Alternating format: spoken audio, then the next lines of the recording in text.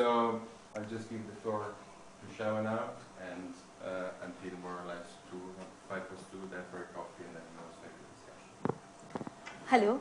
Hello, good afternoon, everyone.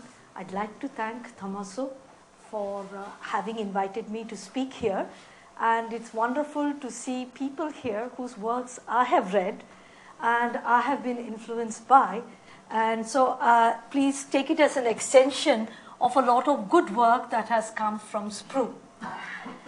So this is about catalyzing innovation for development via a carrier which has not been an agent, a player who has not been studied much in the innovation studies, namely the social entrepreneur. So the presentation will be as follows. I will set the background, explain the context, define the research questions, the motivation for the same, and also the methodology, and thereafter look at the theoretical construct developed from the literature. I was telling Parry, who loves to deal with numbers, that maybe there is one slide with a few numbers, otherwise there are no numbers. This is not based on data, secondary data especially, but it's been based on my own experience, both as a scholar, okay, and as a practitioner. The challenge has been for me to make the trip all the time from one space to another and come back, okay. It's not evident. So then I will illustrate the construct with presenting with a presentation of the macro level, what's happening in India as a country, and then also seeing what happens at the micro level. Because in innovation, I mean, I have worked on patent studies, and so it used to be very interesting in biotech when we looked at Germany, France, and the UK, and we looked at the mass of data. France was not leading, whereas when you went to the cluster which showed the maximum potential, you would find the French leaders just at the top. So the zoom you take something to gives you a different picture of the problem. So that's why I'm zooming at two different levels, at the macro level and the village level, to sort of gain some insight on the dynamics of innovation diffusion, and we will round up with the results. So let me come to the context. You know, I come from a very populous country. There are a lot of people out there, and only about less than 50% have access to a functioning toilet, okay? And out of the others, only 3%, a little bit more than 3%, have access to a very yucky, smelly public toilet. Okay, and so most of the people do their thing in nature, and in the cities this is particularly ugly, and not only for the onlooker but also for the person concerned, especially for women. It robs them of dignity. And of this, you see, 70% live in rural areas where till recently it wasn't really a problem. Because, you know, out there in the fresh air, it's not really a problem. But, you know, felling of trees due to natural catastrophes, or the growth of cities, or simply, you know, felling of trees for burning cooking oil is leading to a loss of vegetal coverage and leading to similar problems as in these cities. On the other hand, right now, thanks to the microelectronics, telecommunication, National System of Innovation of India, more people have access to a cell phone than a toilet. Okay? So which means that this presents to us a paradox, a nice puzzle to look at. See, a telephone is a high-tech artifact. A low toilet is something I could teach you to build in about 10 days. Whereas none of us would be able to learn how to make a mobile telephone in 10 days, from scratch. Yet, diffusion of mobile telephones has been much more successful, despite the fact that toilets obviously have health benefits that are far-reaching beyond that that can be accorded by a mobile telephone. Though it is handy, when someone has an emergency and you have to call the ambulance, but other than that, having a toilet at home is very useful. So the question is, why did this happen in India? What went wrong? Was it on the demand side? Was it on the supply side? Was it on the technology side? Where did it go wrong? So that is the puzzle that we will look at today. And so in order to link it, this is how I see the link with the national system of innovation and also social entrepreneurship. This is because for a person who has never had access to a toilet, having a toilet is like having an innovation. So considering that a toilet is an innovation as an artifact, which is also an innovation for someone who's never had access to it before, we could look at sanitation coverage as a process of innovation diffusion. Okay? And then, you see, we know that social entrepreneurs are supposed to be triggered whenever there is a problem that has not been treated either by the state or by the market. These are people driven by passion to help others who are supposed to, come out of the woodwork, and just take care and make people's lives better. So, what happened to the NSI? Did it trigger social entrepreneurship? What kind of national system of innovation triggers social entrepreneurship? These are all things that we can look at. And this is extremely important for policy. I think the figure was staggering. About 100,000 tons of human feces collects on Indian open ground every day. 100,000 tons. Okay? So that means that this is going to be a major problem. And so the question for all European and also for developing countries to consider is, should we go for the centralized sewage treatment or should we go for the decentralized sewage treatment? For developing countries, the answer is obvious, it's the latter. If so, what are the technology designs? Please note that the city of Paris is paying a fine every day to the European Commission because its sewage system, so well described by Victor Hugo, is not in conformity with European norms of safety. Okay? But the city of Paris finds it cheaper to pay the fine every day rather than to overhaul the entire system. So this is a very, very big problem. And so if it is decentralized, then what kind of a delivery platform should there be to ensure safety, environmental safety, and also use and so forth?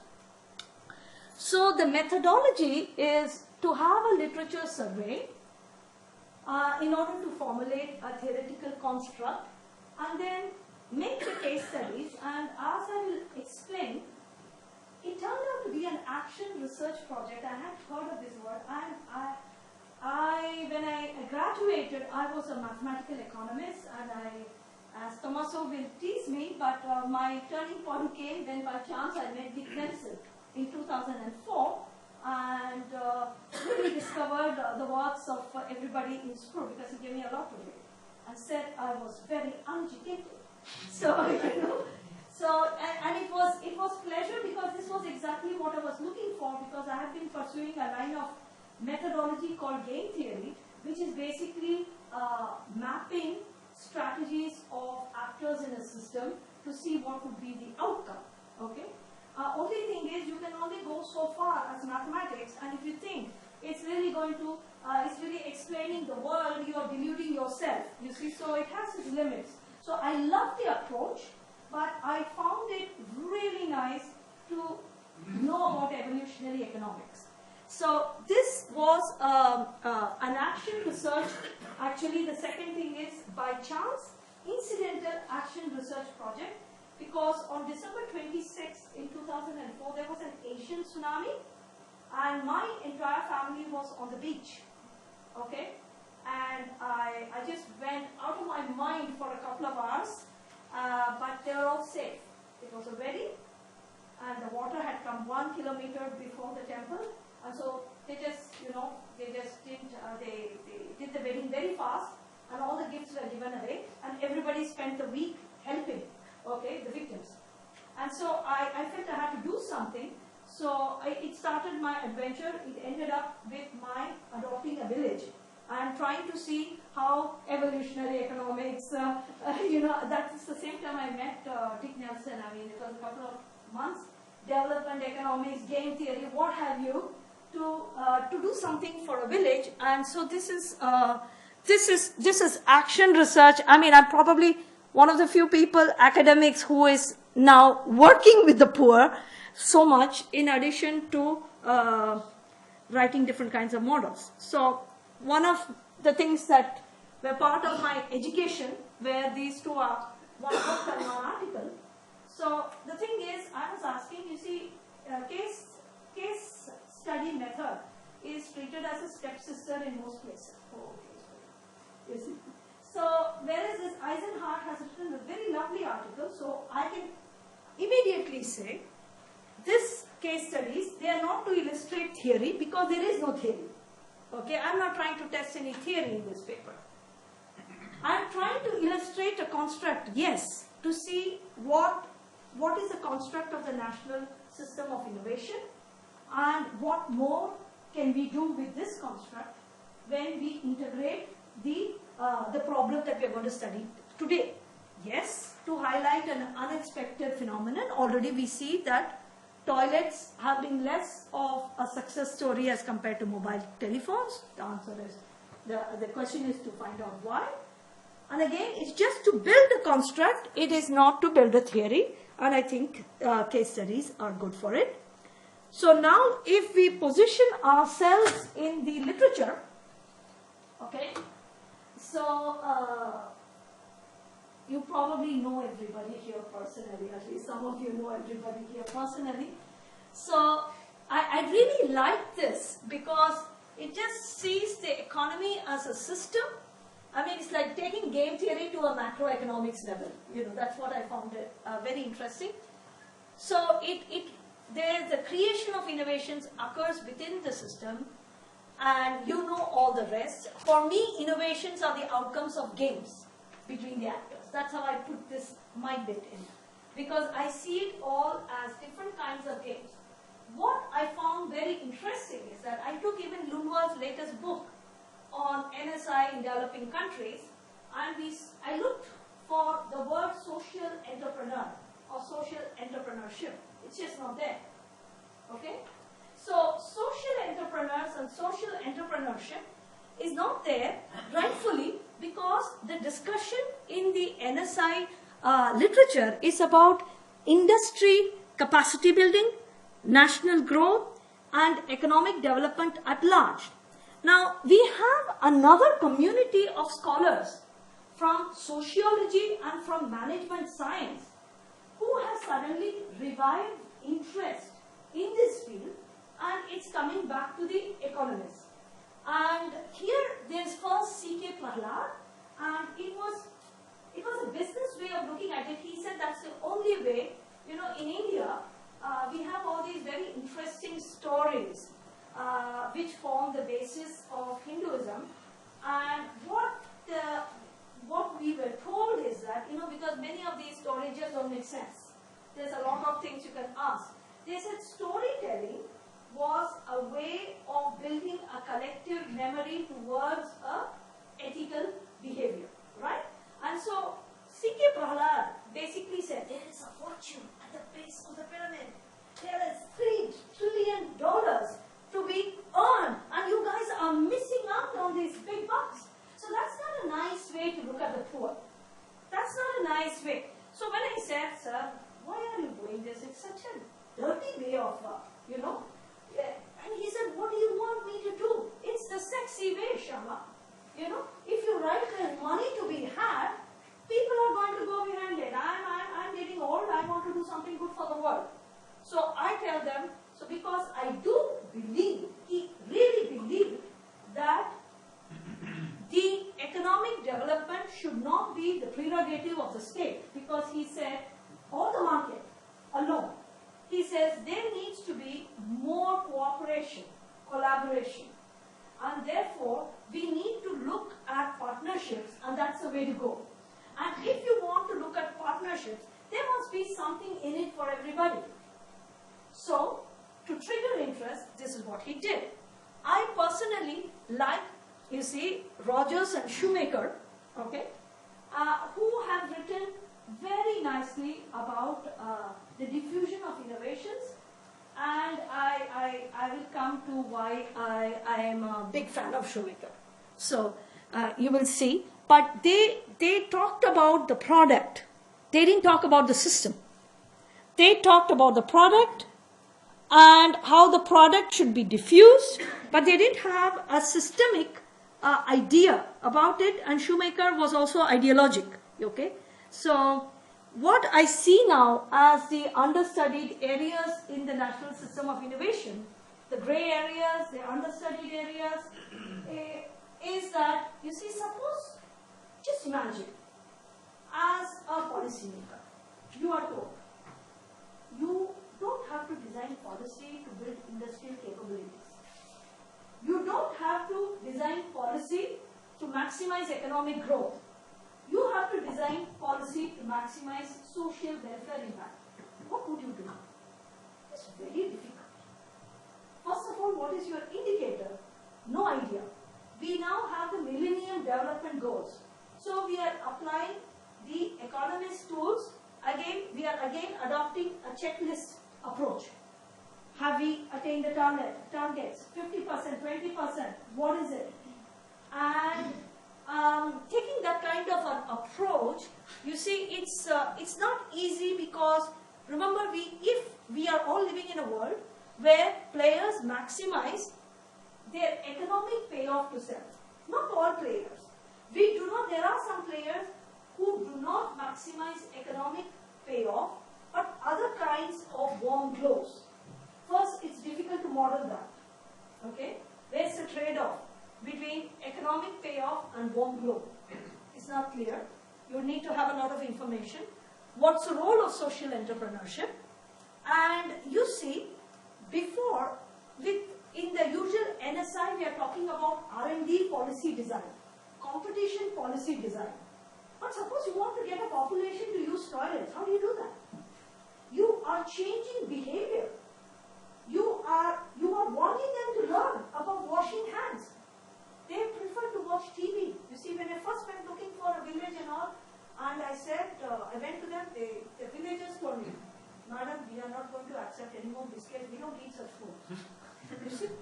And they said, we don't want all the jeans for ladies. You see? And then, and they said, do you have money? Give it. If you want to give me a job, tell me the rate. Otherwise, they said, please don't waste our time. Our sitcom is starting in 5 minutes. So you see, when you have the rationality of people like that, to get them to change, to expand their knowledge base, be aware, that itself needs a policy and allocation of resources. Nobody's interested. How do you get their interest?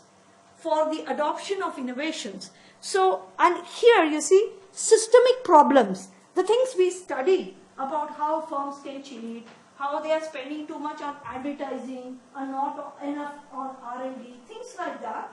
See, we have to study the same kinds of problems in the context of deep poverty. And because most of us do not have a direct relationship with the poor, getting secondary data is not at all credible, and you just don't get the feel of it. You don't know. So I think that these are all areas which are very challenging, and I'm sure that in the future we will have good research done, but this is what we found out. And then here I started my education, not due to Dick Nelson, but for this paper. When I got curious, you see, these are all buzzwords: social enterprise, social entrepreneur, social entrepreneurship. These are all the buzzwords, and it's not clear what they mean. Social innovation, what are they? So just want to tell you that there are many definitions. And you see, I loved your article about innovations below the radar. You see? So there are now various, we need to take Rafi's work even more and see, really develop a clear understanding of the different kinds of innovations and innovators. Okay? So then my first thing is to propose after looking at all this, doing a mini bibliometric analysis, to say that I am taking the union of many definitions and trying to make something general that I can take as a starting point. Okay, the thing is, there is something wrong here. Okay, because the objective is social value creation, to just create or to even sustain something that's already there, or to just distribute, because sometimes it is with one party, one community. In India, they might say, you might put a water pipe, they might say that caste is using it, our caste is at war with that caste, so I will not go there, or I will not let others use it.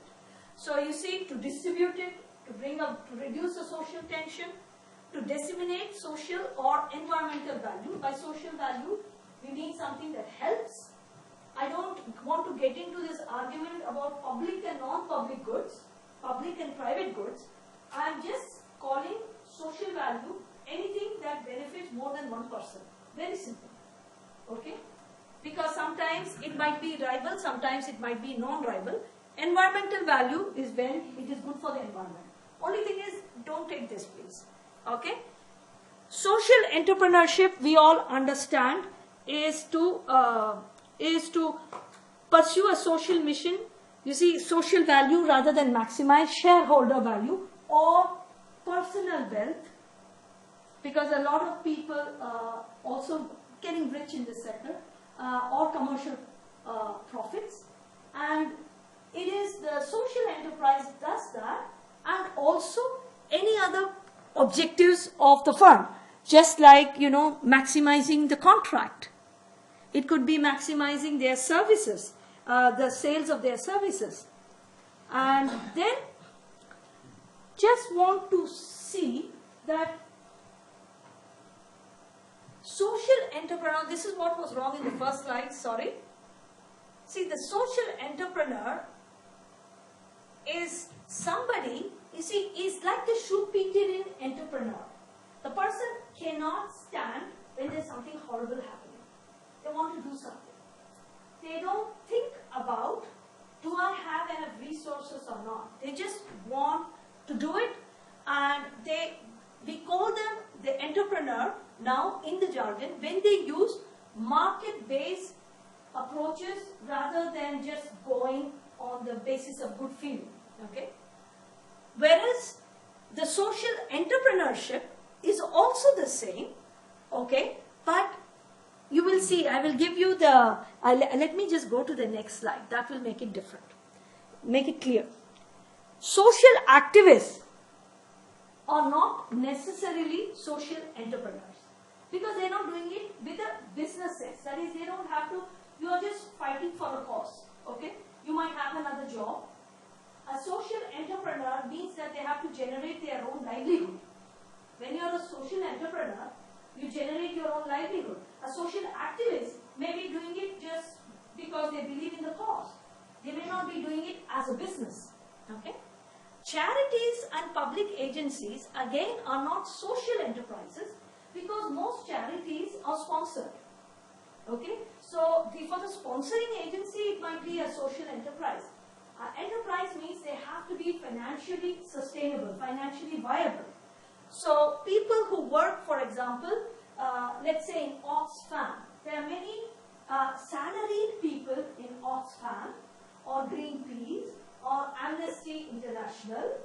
Now, it's just like working in any large firm, okay? They have financial stability and they're working for a cause, okay? So, and therefore, when you're taking the foundations of firms practicing philanthropy or corporate social responsibility, they're also not social enterprises because ultimately there's a payback. First of all, they don't have to worry about their sustenance. Secondly, it is ultimately to increase the profits of the mother firm. Okay? And sometimes, you see, they think that if you make profits, you're not a social enterprise. That's not true. The distinction between profit and non-profit has nothing to do with the social mission. There are many successful social enterprises which make good profits. So what? They pay their taxes. Okay? They do not want to be a non-profit enterprise. What is interesting is that they are emerging in the economic system, in the innovation system, as co-partners. They are co-partners of large companies which want to penetrate the market because they have an emotional connection. Okay? They have an emotional connection with the people, especially you take Western multinationals. You see, they're going there and they don't know the lives of the poor, so they find out which is the best NGO and they say, we have this product, can you do a market study? And they explain how we can improve their lives, the poor people's lives. And so they get into a contract with the NGO. So they want an emotional connection and they will host a charity event, okay?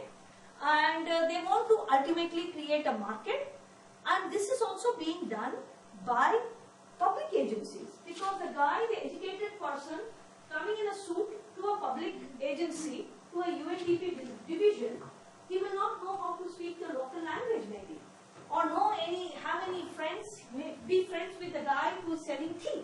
So they will take a local NGO and they will do this. So they are emerging as co-partners in the system, so that this is what we see as the NSI in the context of pro-poor technologies and innovations. We are having a variety of resources, and I put other donors there. Okay, this need not be this case in other countries, but in India there is a very high competition to get conversions. Okay, from every kind of church possible. The Middle East people are not active in conversion so much, but they build mosques everywhere. So they give a lot. They are very, very important donors, but it's not correct. My co-authors don't want me to put religious charities there. But religion is a very, very big force in the social sector in a country like India. They've got the money. Okay, they are sponsors. And this is something we do not recognize in innovation system studies. And they, just like the large firms, they have also got their agenda, and they all use social enterprises to connect with the intended beneficiary in order to make a social impact. And actually, so the social enterprises are the catalyzers for adoption. Okay? And these others have the sponsors. They are the, what do they say in American argot? Sugar daddy? The sugar daddies, and these are the users. Okay, so this is the context of the NSI in the context of the poor, pro-poor innovations. So now we come to the macro scale. So before 1990s, you see, when they were isolated cases. You see, first of all, the state wasn't very much bothered, and there were some social entrepreneurs, I suppose, and some end users for sanitation. Now, from Paris state, right? There was Mahatma Gandhi. It was very interesting because Churchill and all others made fun of him. because in his political rallies, he will talk about toilets. So they used to say this guy doesn't have a dress sense, and on top of that, he talks about toilets. You see, in the public meetings. That is because you see in India, you see we have had everybody used to, like in all countries, they used to practice open defecation before. Then we were invaded by many centuries back. I'm not good in history now. That get the dates. There was Islamic invasion, and they used to keep their rulers used to keep their women in harems. So their pots had to be emptied by somebody. So they caught prisoners of war and made them do it. Now, this is not a good practice to keep women together and to have all this, but bad practices travel fast if they are fashionable. So the royal princes in other states followed likewise. They said, oh, the women must not have their thing. They put them in a place and their pots must be emptied, so they caught somebody. And so all over India, over 500 years, we had a caste for doing this. Terrible. If you were born into that caste, you had to empty toilets all your life. So this was a stigma on any nation. So Mahatma Gandhi said, I want this to stop. Of course, he was not very good as an innovator, especially in terms of technology design. Okay, but he wanted to set the ball rolling. So he used to start his day by emptying out the toilet, and about 10 other people. His wife had no choice, she had to do likewise, and even his grandchildren. So the thing is, he built a consciousness that having a manual scavenging class in India, a caste in India, it had no place in independent India. It was a slur on the country's landscape, which which is a pretty brave thing to say, you see. And I will tell you from my own personal experience. I went to a Marxist university. At the time, the Students' Union, which are all, the Students' Union, the Marxists, you can study as hard as you want, but the best university in Delhi, which was Marxist, the president of the Marxist party would only come first in university, in economics. I can say. But the thing is, the Students' Union, at that time also, I have always done social work in my life. So the university was being built. So there were people from the desert a state called Rajasthan.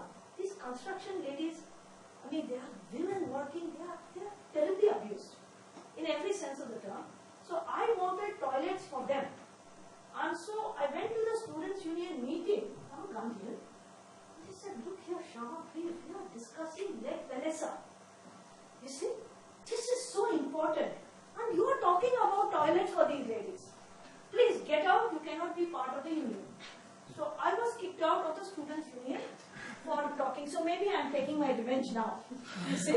So for my, but this is to say that you must realize that it is a very brave thing because it's a big taboo.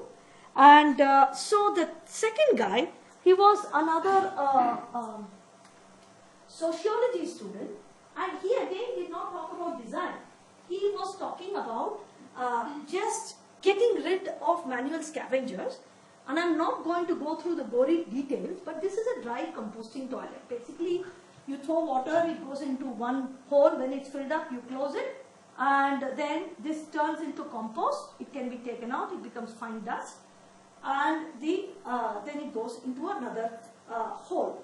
Now, the thing is, he did a lot of things. He's a great guy, and this is, it's now being put everywhere in the world where there is not a high water table. Okay, because this is very good for dry areas.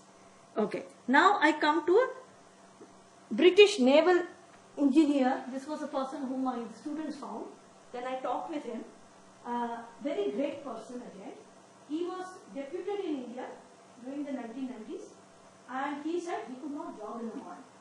It was so terrible to jog along the beach because, of what he was seeing. So he said, especially he felt very sorry for the ladies. So he redesigned another model which is called the urine diversion model, which is really optimal for high water table areas. And again, you see, the point I want to make is that look, if there's a problem with lack of toilets in India, it's not because of a lack of technology. Okay?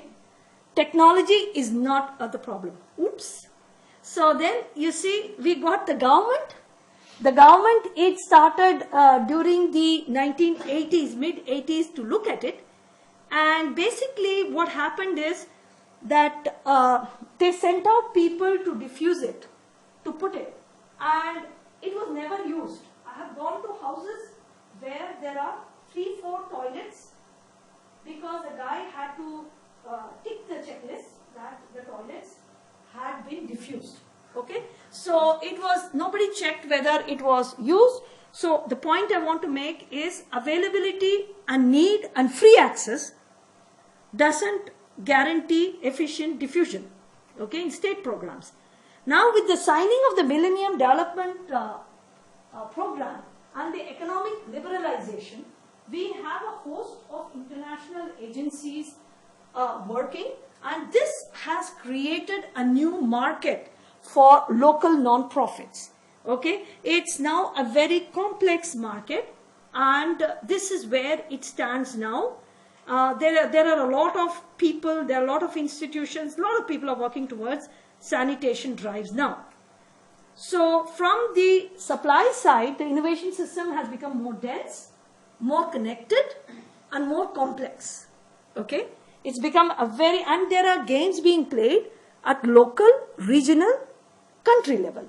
So it's a very interesting sector to see.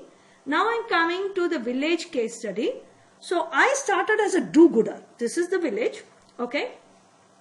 And this was my do-gooder intention, you know.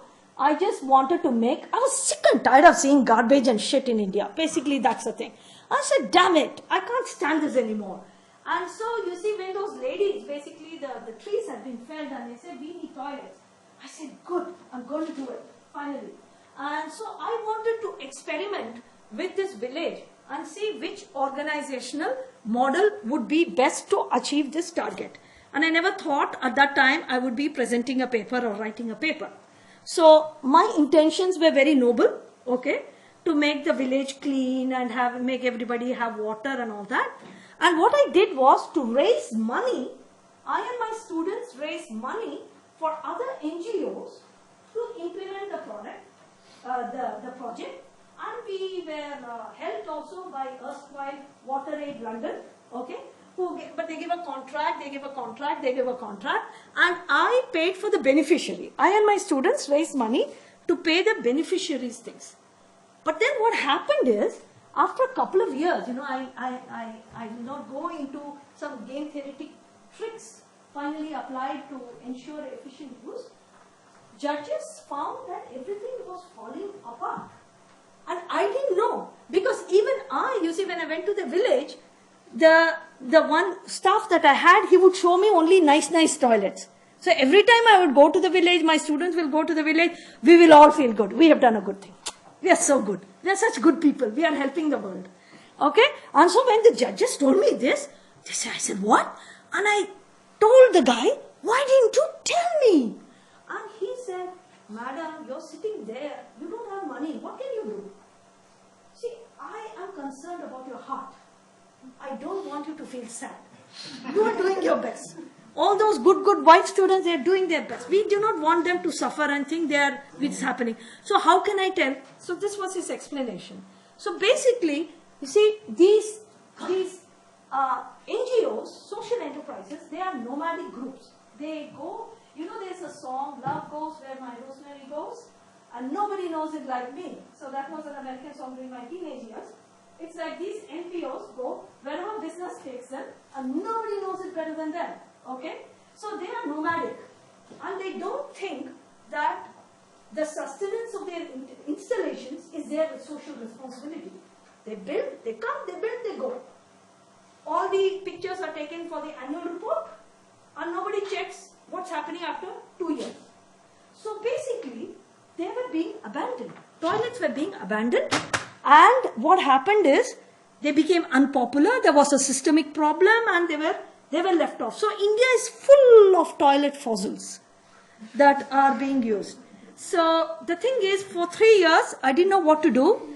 And I hate to say this before you people, but thank God the European crisis happened. Because the Dutch government, you see, could not finance UNU-MERIT. And somebody said, there is a business school in London. They are having an advertisement for Professor of Innovation. Why don't you go? I walked in, got the job. After getting the job, they said, no, you are a professor of the social enterprise and entrepreneurship. I don't know this, I've never worked in this topic, but they said, you told in your presentation that you have built toilets. That makes you an entrepreneur, a social entrepreneur. So I had to teach this. And the thing is, I had to teach entrepreneurship, I had to teach. So I learned what I was. I am a social entrepreneur, and this is a social enterprise. And you see, what I did is, I got into that's how it's written by a marketing professor, because we got into the social enterprise thing, we made contacts. It's taking my life, but it is getting results. Because this is a business model, you see. Imagine yourself to be venture capitalists. One day I am building a team with the villagers. It's by the people and for the people. Okay? So it's by the people both ways. I'm working with masons. We now have Skype discussions. I put a computer. We taught them how to use Dropbox. We use pictures. So they don't know how to read English or anything, but they know that is Dropbox. And we put a photo for a file, and the mason knows he has to put it in the photo. And they write. You see, they don't know English. And waste management, there are women who said, nobody wanted to pick up waste till they were the young widows and unmarried girls, and sexually differently oriented people kind of a thing. And these were all being marginalized. And they said, we are willing to pick up waste. You are giving us money. You are giving us dignity. So it's taken off in a big way. So basically, I work all the time with my students because I am supplying 99.9% of the funds right now. But the thing is, in 3 years, we want it to be auto-financed. This is what I'm working towards. So that is why I think that for sanitation coverage, I don't know about everything, but for this and waste management, and these are going to be very, very big problems, I think there is a need for a local anchor. And here, I don't know how many of you are from China. You know, is anybody here from China? Very good. The thing is, my student went to China, Shyama, and because he's now into toilets, waste management and all, and the Chinese people told him, we don't need Indians. Yeah, NGOs like in India, our government is very efficient. And he went to the villages, and lo and behold, he saw that there are local agencies in the village which are taking care of these public needs. Okay? So there is an institution, whereas there isn't any in India. And that is because I want to lead you, you see. The NGOs, look at the rationality of the actors in the innovation system. The NGOs, they go where the business takes them. Okay? And the masons, you see, they wanted to work when they felt like it. That means you have to change their behavior. And the local governing councils, they get some money, it's all very great. And they say every time there's some election or the other, they are not supposed to vote for any party, the village council. They're supposed to be for the people. But they're always supporting some politician or the other. They don't have money for public works. And the users want everything free. And the manual scavengers, I'm very good friends with many of them. You see, first of all, there weren't any in the village. And they are being rehabilitated. And they say, who wants to pick up waste? Tell these Indians to change. You see, they should become like all the people in the West who carry their own garbage, you know, and they think it's their job. And it's right. So you see, there is an institutional gap. And this institution needs to be very different to get over these social taboos. So what I ask for is a closed loop, participatory innovation diffusion process. This is what I'm trying to put into place. And so I will just say this, I have gone through how it is more complex. And again, you see, we need to have this kind of a connected system with local social enterprises in order to have returns, okay? And this is where more research needs to be done because we need a lot of audits. We don't have any audit tools. The Indian government has tournaments. In Africa also, they're having all sorts of incentive systems. But the audit tools, right now, the only thing they do, spending a lot of money, is the randomized whatever. Yes. So they go and they say, yes, toilets are not really bad. Toilets are not. Why, what, how, incentives. So I think there's need for some good old-fashioned talking to people, collecting primary data, but no need for too much to develop a lot of indicators that we use in innovation studies, because what I find is I do things in nanotechnology and biotechnology. I see no difference.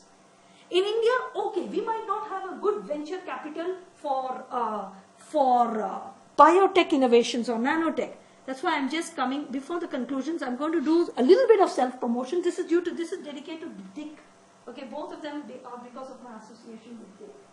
What is very interesting is that in the nanotechnology book, we have taken different developing countries, okay? And what we are seeing is that every developing country is crying about lack of resources, okay? Saying that's the reason that they're not able to make it to nanotech. China has gone into it in a big way, but they are not, their entrepreneurs want accompaniment even for reaching the market. And the government doesn't know how to do it. It's giving money, but it doesn't know how to make markets happen. And the Indians are saying that we do not know how to do things. The Mexicans have been the smartest because the government is saying that we don't care, okay, what technology you use. We want these problems to be solved. So nanotechnology has entered there through the back door and is the most efficient.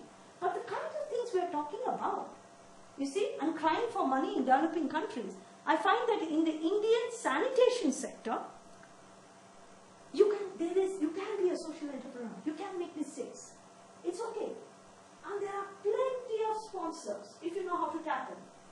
So the market for social innovations, for social entrepreneurs, is very much like Silicon Valley in California. There are many sponsors. So this is a place where academics should also be, and academics can make a contribution. So these are my conclusions. See that social entrepreneurs, enterprises, entrepreneurship are not quite the same thing, but they're all carriers of social innovations. And you see, here size matters. Just like you see, they say size, but for different reasons. In the high-tech sectors, they say size matters because small firms, see, they can explore from unexpected directions and come up with creative solutions. Here, I do believe empathy is a necessary condition. Empathy for the poor is a necessary condition if you want to find solutions for them. Because you have to empathize, you have to understand in order to design the product that's suitable for them. And for that, you see, you can't do it with a large company. So, you see, here size matters, and what we need is really sustainability audits. Thank you. I've probably run over my time, but thank you for your attention.